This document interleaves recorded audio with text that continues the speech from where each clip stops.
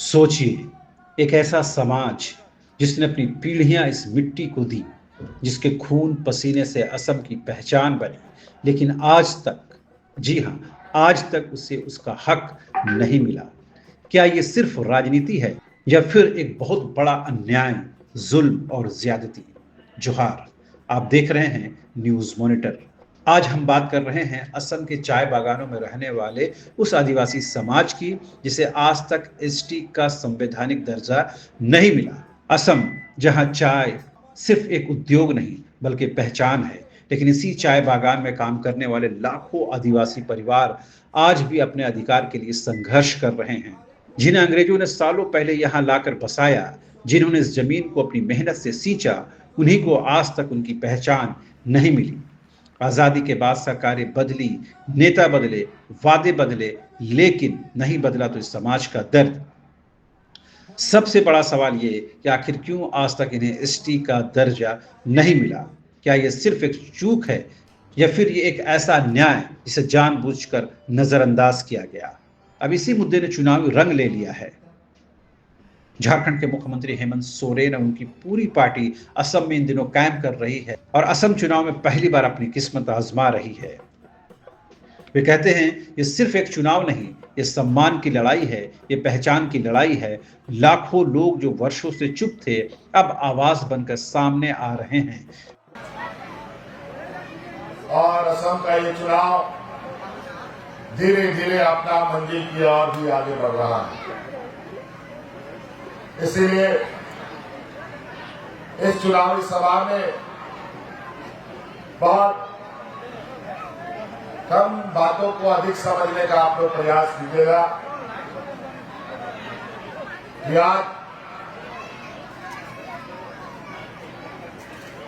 Chairman पहली बार असम की धरती में राजनीतिक चुनाव में हिस्सा ले रहा है। आशा, जय भारत पार्टी सभी लोग मिलकर आज इस चुनाव के मैदान में हम लोग खड़े हैं। हम लोग चेयरमैन आज झारखंड के वीर भूमि से असम के इस चाय बागान के क्षेत्रों में अपना पहला चरण के साथ शुरुआत कर रहा है। हम लोगों ने पहले चरण में इस राज्य के चाय बागानों के मूल समस्या को लेकर आपके संघर्ष और आपके आंदोलन में आपका साथ देने आए हैं। यूं तो असम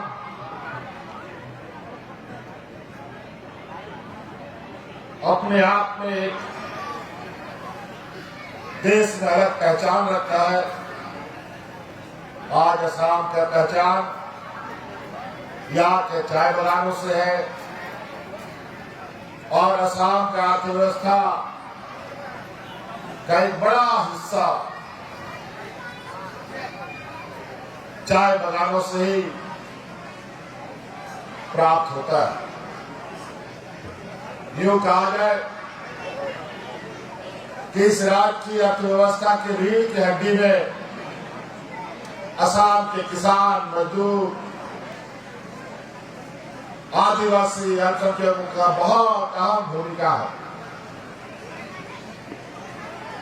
आज चाय बागान और चाय के नाम पर तो ये असम दिन ब दिन अपना नाम रोशन करता है, लेकिन अंदर खाने अगर हम देखें कि आज इस चाय उद्योग को पीढ़ी दर पीढ़ी खून पसीने सींचकर जो इसका नाम रोशन करने वाले लोग हैं, जो यहाँ के आदिवासी और मूलवासी लोग हैं, जो यहाँ के किसान मजदूर हैं, उनकी हालत दिन ब दिन बदतर होता चला गया।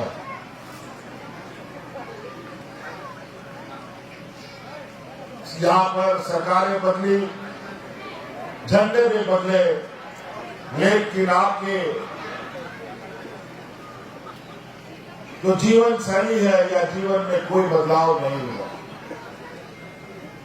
बल्कि और खराब होता चला गया।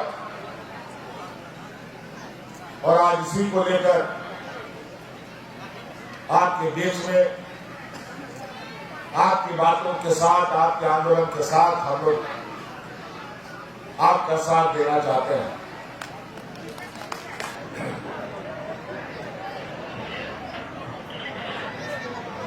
हेलो हेलो, सबसे पहले तो रवरे मंत्री जोहार कर,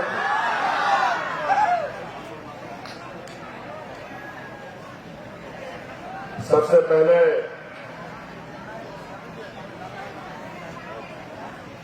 आपके सुनारी विधानसभा के चुनाव प्रचार प्रसार कार्यक्रम में हमारे साथ मंच पर उपस्थित बलदेव केली जी जो प्रत्याशी भी हैं, और हमारे साथ उपस्थित हमारे सहयोगी मंत्रिमंडल झारखंड के मंत्री योगेंद्र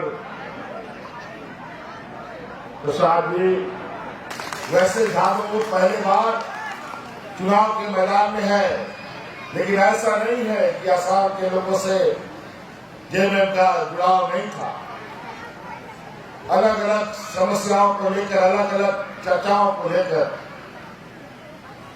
आदरणीय विश्वगुरु शिबू सोरेन जी कई वर्षों से असम के लोगों के साथ जुड़े रहे। हमने भी सरकार में रहते हुए असम के क्षेत्रों में कई आपदा विपत्ति में हमने साथ दिया। आपको पता है असम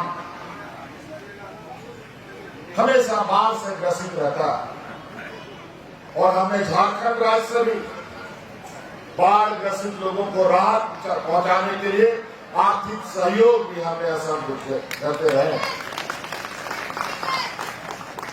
यहाँ के आदिवासियों के ऊपर होते अत्याचार के समय भी हम लोग अपने राज्यों से मंत्री और पदाधिकारियों को भेजकर उनकी स्थिति का जायजा लेते रहे, लेकिन उससे काम नहीं चला। तो आज हमने सोचा कि क्यों नहीं अप्रत्यक्ष रूप से अब यहाँ के मजदूर, किसान, दलित, अल्पसंख्यक, आदिवासियों के साथ खड़ा हुआ जाए। आज इसी उद्देश्य के साथ आपके बीच हम लोग आए। आज आपकी सुनारी विधानसभा में बलदेव जी को हम लोगों ने, एक युवा नौजवान को हम लोगों ने आपका नेतृत्व करने के लिए, आपका प्रतिनिधित्व करने के लिए आज यहाँ चुना। और आज सभी लोग को विश्वास नहीं होगा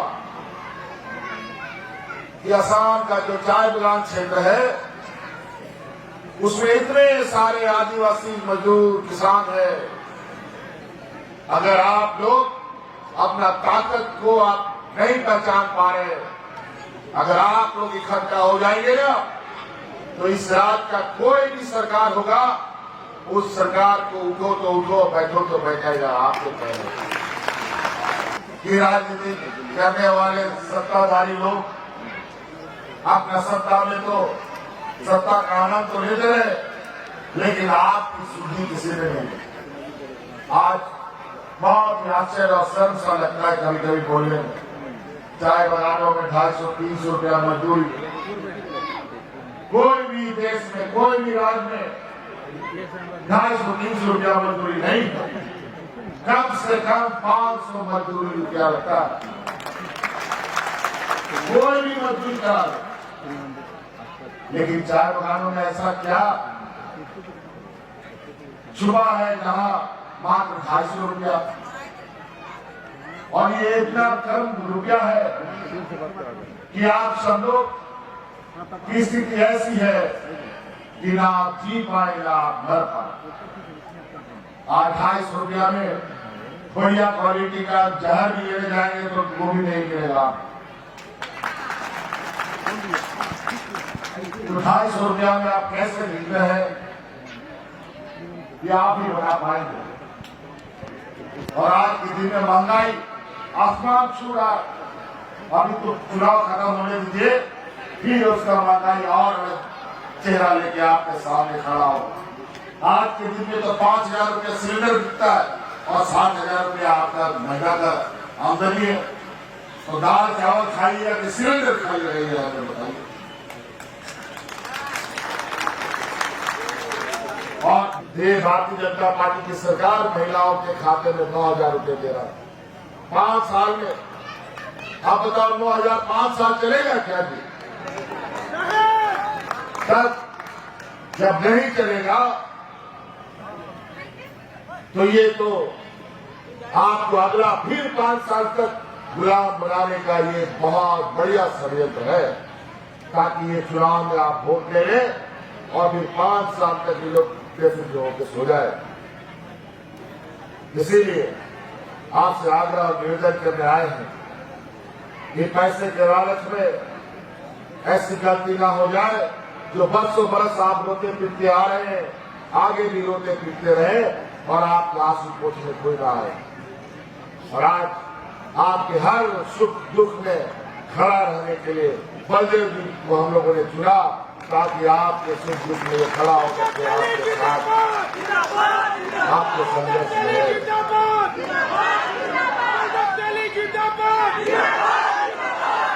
आज यहाँ पर बड़े पैमाने पे जब असम नहीं बना, बिहार नहीं बना, उड़ीसा नहीं बना, एकत्रित बंगाल के समय से हजारों साल से मजदूर यहाँ पर खेती बाड़ी करते आए चाय बगानों में। आज वो आदिवासी लोगों ने असम को तो अपना लिया, लेकिन असम ने आज के दिन में भी अपनी पहचान के लिए संघर्षरत है। हमें समझ में नहीं आता कि जब एक ही पूरा राज था उस समय सब एक थे, तो आज जब अलग अलग राज हुआ तो बिहार का आदिवासी आदिवासी बन गया, झारखंड का आदिवासी आदिवासी बन गया, उड़ीसा का आदिवासी आदिवासी बन गया, बंगाल का भी आदिवासी आदिवासी बन गया, लेकिन असम का आदिवासी को आदिवासी नहीं माना। कहीं न कहीं आपको बड़ा चतुराई से हमारे पूर्वज पढ़े लिखे कम होने की वजह से कागज पत्थर में क्या लिखा रहा है, क्या पढ़ा जा रहा है, कोई नहीं समझ पाता। ऐसे मंचों में भाषण देकर के कोई हमें बताता नहीं था कि कैसे हमें ठगा जा रहा है, कैसे हमें छला जा रहा है। और आज जब इतना धीरे धीरे हमारे पीढ़ियां थोड़ा बहुत पढ़ लिख रहा है, तो पता चलता है कि यहाँ आदिवासियों के साथ कितना बड़ा छल कपट हो रहा है। और आज आप उसी बात को लेकर आपके बीच हम लोग आए। हमने पहले भी कहा, हम लोग वीर भूमि से आते हैं, हम लोग किसी के सामने रोते गिड़गिड़ाते नहीं है, भीख नहीं मांगते हैं, हम लोग लड़ते हैं और छीन के अधिकार लेते हैं। तो लड़ने वाले सिपाही है।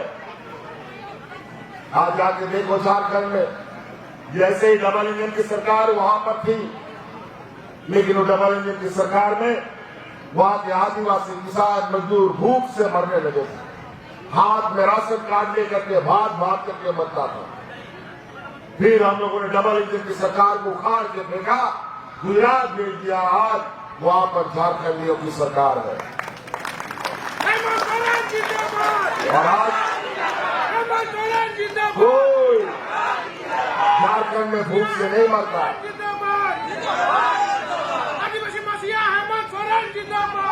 आज ये लोग ऐसे जगह पर अपना हमेशा राजनीतिक रोटी पकाते हैं जहां समाज के अंदर भेदभाव रहता है। और सबसे पहले ये भाजपा की सरकार यहां आने के बाद याद कीजिए वो दिन 2000 आज से 10 साल पहले 16 में सरकार बनी। उसके बाद यहाँ एनआरसीसीए जैसा बम फोड़ने का काम किया। किसी को बाहरी बता दो, किसी को मुसलमान बता दो, किसी को हिंदू बता दो, किसी को आदिवासी, किसी को और कुछ बता दो, पूरा सब कसम के लोगों को तबाह कर दिया। हम तो अभी कुछ दिन सुन रहे थे, देश का गृह मंत्री यहां आकर के बोले हैं कि अभी फिर से असम में भाजपा की सरकार बनाओ, यहां से घुसपैठिए को भगाएंगे। यही बात 2019 में भी बोला, यही बात 2016 में भी बोला। हर चुनाव में ये घुसपैठिए भगाते रहता है। और अभी तो ये भी बोला है कि हमें सुनने को आया है कि इनको चुनाव जिताओ, सभी चाय बगान के आदिवासियों के घर में एक गाय और भैंस देंगे। अजीब हालत। आज पढ़ाई का बात आप नहीं करते हैं, आज आप रोजगार की बात नहीं करते हैं, हमारे बच्चों की अच्छी शिक्षा का बात आप नहीं करते हैं, लेकिन गाय भैंस देने का बात करते हैं। आज के दिन में भी आप पाषाण युग में लोगों को भेजने की तैयारी कर रहे हैं, जब देश दुनिया का लोग चांद में जा रहा है। ये नहीं चाहते कि हमारे बाल बच्चे डॉक्टर, इंजीनियर, IAS, IPS बने। आप लाइब्रेरी चलाते रहो, पकौड़े चलते रहो। यही भारतीय जनता पार्टी का इस देश के आदिवासी, दलित, पिछड़ा, गरीब गुरुआ लोगों के लिए कहना है। इसीलिए साथी आज आपको बताने के लिए आए हैं सही और गलत। जो आंख में आपको धूल झोंका जाता है वो मृग मिर्च का है। जो आपको आज 9,000 रुपया दिया जा रहा है, 10-20 रुपया बढ़ा दिया जाता है, ये आप में धूल झोंकने के बराबर है। मैं पूछना चाहता हूं इस सरकार से कि 9,000 5 साल में क्यों हर महीना महिलाओं के खाते में 9,000 रुपये क्यों नहीं मिलता? आज 250 रुपया महिलाओं को, पुरुषों को, चाय बगान के मजदूरों को मिलता है। लेकिन हम आपको बताएं कि अगर झामुमो का हाथ आप मजबूत करते हैं तो यही चाय बगान आपको 250 रुपये से 500 रुपया मजदूरी देगा। ये हम आपको वादा करते हैं। तो कैसे देगा, इसका भी फार्मूला हमारे पास यही चाय बगान से मिलेगा। कोई बाहर से जाने का जरूरत नहीं है। अभी हम आपके इस क्षेत्र का दौरा करते करते गांव में भी जाने का हमको मिला, आप लोगों के गांव घरों को भी देखने का मौका मिला। हम कुछ घर में गए तो वहां तो 15-20 दिन से अधिकार में लोग हैं। क्यों भाई? स्मार्ट मीटर लगा हुआ है और वो एक कमरे का झोपड़ी कितना बिजली जलाता होगा बताओ, और उसका बिजली काट दिया। और स्मार्ट मीटर लगा हुआ है। स्मार्ट मीटर कौन लगाता है आपको मालूम है? स्मार्ट मीटर बिजली चोर लोग लगाता है। जो बिजली का चोरी करता है उनके लिए स्मार्ट मीटर। गरीब गुरुआ किसान कितना बिजली चलाएगा भाई?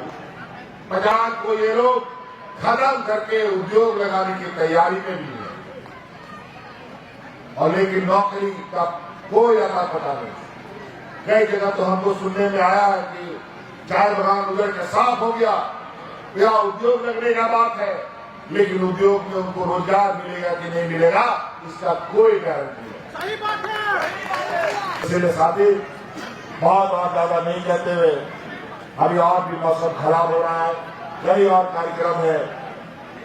आज जिस तरीके से पर्यावरण में भी परिवर्तन हो रहा है, बहुत ही विचित्र और ऐसा परिवर्तन कि पूरा देश दुनिया उथल पुथल होने की स्थिति में। इसलिए समय रहते हम लोग नहीं जगे, नहीं सचेत हुए तो निश्चित रूप से आने वाला समय में हमारे लिए भी और पीढ़ी के लिए भी बहुत नुकसानदेह होगा। तो इन्हीं बातों के साथ आप सबसे आग्रह करना चाहते हैं, जानना चाहते हैं, बलदेव जी को साथ दीजिएगा ना, मजबूती से खड़ा रहिएगा ना, डरिएगा नहीं ना। चलिए, बहुत सारा लोग धमकी भी देने आता है। सुना है कि कल रात से इस प्रोग्राम में आप शामिल हो, इसके लिए पुलिस वाहन भी घूम रहा है।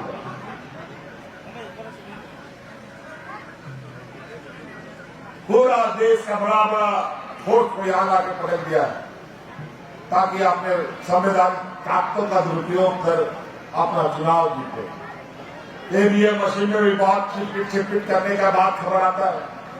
अभी कई वोटर लिस्ट अपने हिसाब से बनाता है, लेकिन उस सब चीज का इलाज है। कोई ईवीएम मैनिपुलेशन, कोई वोटर लिस्ट मैनिपुलेशन काम नहीं करेगा अगर यहाँ का आदिवासी, यहाँ का दलित पिछड़ा एक साथ रहेगा तो। सबका ताकत का जवाब एकजुटता। एकजुट रहिए, सारा समस्या का समाधान आपको दिखाई देगा।